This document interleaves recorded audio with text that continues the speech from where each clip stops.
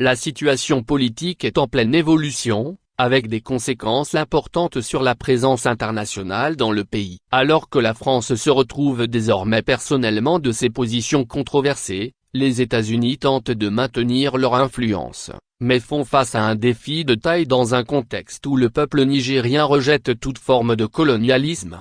Le coup d'État militaire qui a eu lieu le 26 juillet dernier a renversé le président en exercice, Mohamed Bazoum, provoquant une réaction rapide et résolue des nouvelles autorités militaires. Cette situation a conduit à un changement radical dans la politique étrangère du Niger et à une méfiance envers les interventions étrangères.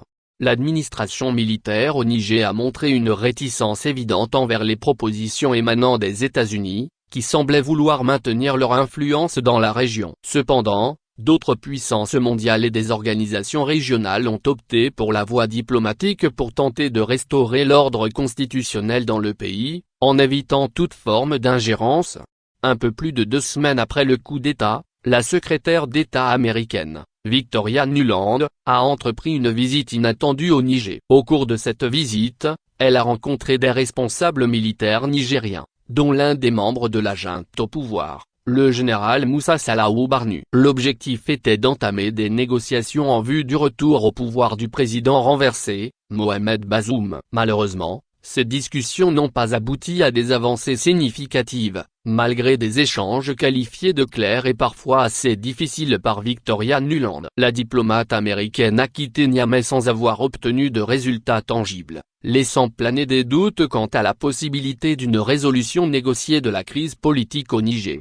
Le département d'État des États-Unis a toutefois affirmé qu'il restait concentré sur les efforts diplomatiques pour préserver la démocratie dans le pays. Les États-Unis semblent ainsi vouloir continuer à mener leur politique d'intervention au Niger, mais la nouvelle donne politique dans le pays rend cette démarche plus complexe. La France, ancienne puissance coloniale, est désormais clairement rejetée par les nouvelles autorités nigériennes, qui l'accusent de soutenir en sous-main l'intervention de la Communauté économique des États de l'Afrique de l'Ouest, CEDEAO, pour rétablir l'ordre constitutionnel.